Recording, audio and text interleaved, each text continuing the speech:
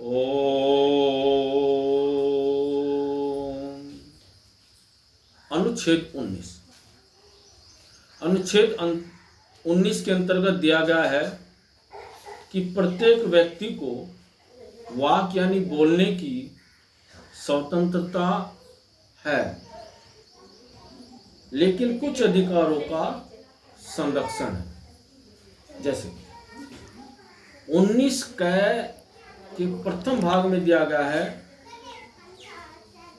कि वाक स्वतंत्रता अभिव्यक्ति की आजादी। कोई भी व्यक्ति है, यदि उसके साथ कोई घटना घटती है, उसके साथ कोई बुरा होता है, वो अपने भाव को प्रकट कर सकता है, नाम बदलकर या अन्य किसी तरह से। यानी यहां कहा गया है कि प्रत्येक व्यक्ति को गाने की, बोलने की, नाचने की, लिखने की, पढ़ने की आजादी है। प्रत्येक व्यक्ति आजाद है, लेकिन उसको ये ध्यान रखना चाहिए कि जो अभिव्यक्ति प्रकट करे वो सम्मान सूचक शब्दों में करे। जिस प्रकार से एक नेता दूसरे नेता पर प्रहार करता है, लेकिन वो बिन नाम लिए हुए प्रहार करता है। इसलिए आपके साथ भी कोई घटना घटती है तो आप उसकी कहानी बनाकर समाज के अंदर अगर आपका शोषण होता है उसका प्रचलन कर सकते हैं। समाज के अंदर जो इस प्रकार के अन्यायवादी व्यक्ति हैं उनका प्रचार प्रसार, उनकी छवि समाज में रखने के लिए आप नाम बदलकर अपनी अभिव्यक्ति प्रकट कर सकते हैं।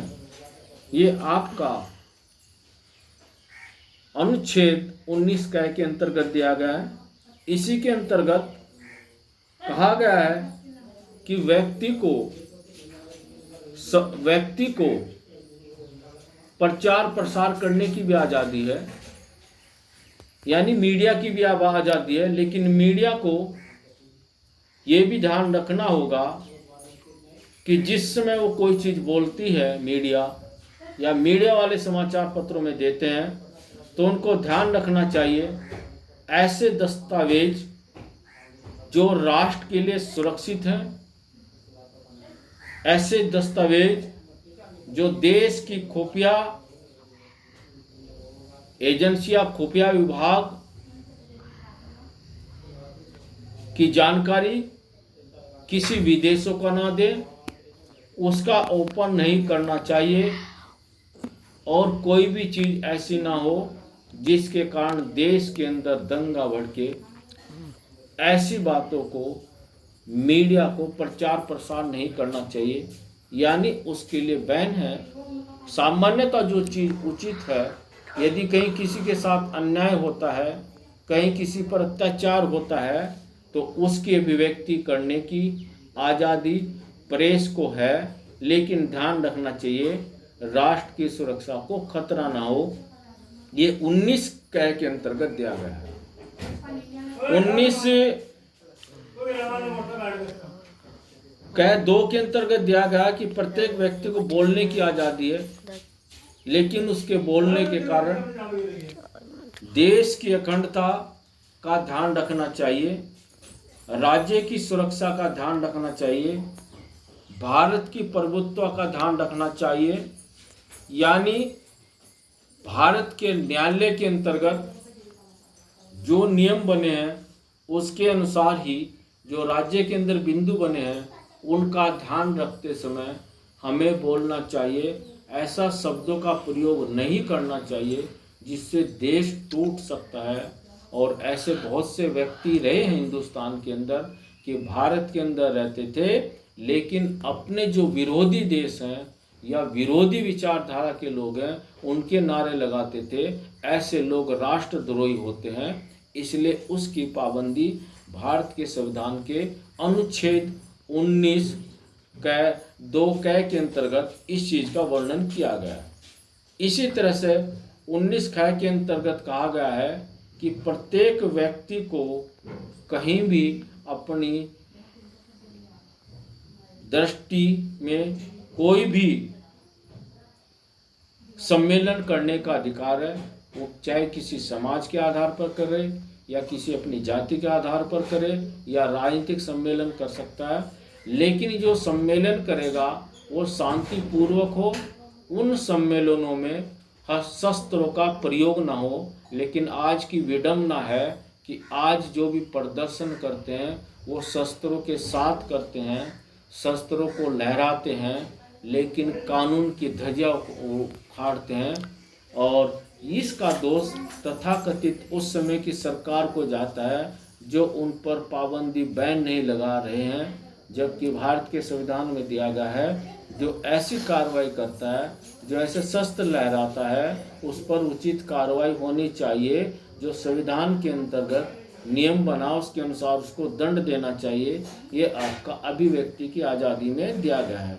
तीसरा कहा गया कि प्रत्येक व्यक्ति को संस्था, संगठन, राजनीतिक पार्टी या आपका कोई भी ट्रस्ट बनाने का अधिकार है। इसी अनुच्छेद के अंतर्गत पूरे हिंदुस्तान के अंदर जो ट्रस्ट बने हैं, राजनीतिक पार्टी बनी है, सामाजिक संस्था बनी है, धार्मिक संस्था बनी है, वो सभी इसी अनुच्छेद के आधार पर बनी है कि सब व्यक्ति को अपने संगम यानी सहकारी समितियां, राजनीतिक दल बनाने का अधिकार है। और उसके अनुसार यदि उनकी जो मांगे संविधान के अनुसार उचित हैं, वो नहीं मांगी जा रही, उसको धरना, प्रदर्शन, हड़ताल, आंदोलन करने का अधिकार है। लेकिन ये सब कार्य कानून के दायरे में करना है। ऐसा नहीं कि सरकारी संपत्ति को नुकसान पहुंचाएं, ऐसा नहीं राष्ट्र के क्रांतिकारी देशभक्तों के साथ या उनके सम्मान में कोई ठेस पहुंचे तो उस पर उचित कार्रवाई होना जरूरी है और होनी चाहिए। लेकिन कभी कभी सरकारें उस क्षेत्र की जहां ऐसी घटना घटती हैं वो गलत लोगों का साथ दे देते हैं। जैसे बॉम्बे के अंदर घटना घटी थी, कुछ तथाकथित संगठनों के लोगों ने छत्रपति शिवाजी महाराज जी की मूर्ति पर आघात किया था। इसी प्रकार से वर्तमान में भी कुछ लोग ग्वालियर के अंदर डॉक्टर बाबा साहब भीमराव अम्बेडकर की मूर्ति के ऊपर भी इस प्रकार का विवाद खड़ा कर रहे हैं। आप खुद सोचिए कि भारत के संविधान निर्माता की मूर्ति भारत का जो न्याय का मंदिर है उसी में लगेगी या अन्य स्थान पर लगेगी। लेकिन देश का दुर्भाग्य है ऐसे लोग आज भी हैं जो इन चीज़ों का विरोध करने के लिए तत्पर सामने आते हैं। इसलिए ये बात भारतीय संविधान के अंतर्गत अनुच्छेद जो 19 ग उसके अंदर दी गई है। 19 ग के अंदर दिया गया है कि भारत के राज्य क्षेत्र के अंदर भारत के सभी राज्यों में सभी जगह घूमने का अधिकार है कि प्रत्येक व्यक्ति प्रत्येक राज्य में जा सकता है, प्रत्येक राज्य के धार्मिक क्षेत्रों में घूम सकता है, सामाजिक क्षेत्रों में जा सकता है। लेकिन उसको ध्यान रखना चाहिए जहाँ प्रतिबंधित लिखा हुआ है, यानी वो क्षेत्र जहाँ सेना रहती है और सेना के द्वारा प्रतिबंधित किया है उस क्षेत्र में जाने का अधिकार नहीं है। ऐसी जातियाँ जहाँ अगर व्यक्ति तुरंत जाता है और उसको बुरा समझा जाता है, जैसे जनजातियाँ, वहाँ भी व्यक्ति को स्वतंत्रता के साथ जाने का अधिकार नहीं है।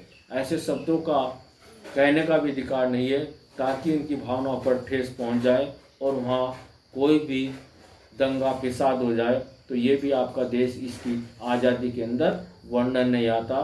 थोड़ा ये भी ध्यान रखना चाहिए। 19 के अंदर कहा गया कि भारत राज्य क्षेत्र में किसी भी भाग में व्यक्ति निवास कर सकता है, बस सकता है, लेकिन ये ध्यान रखना चाहिए कहीं भी बसने के लिए, रहने के लिए जिस जमीन पर रहना बसना चाहता है वो जमीन खरीद कर खरीद कर उस स्थान पर अपना आवास बनाए, ऐसा नहीं। जबरदस्ती देश में कहीं भी जमीन को कब्जा कर और उसमें अपना आवास बनाए, ये एक अपराध है, उसके ऊपर कानूनी कार्रवाई होगी। और अंतिम है 19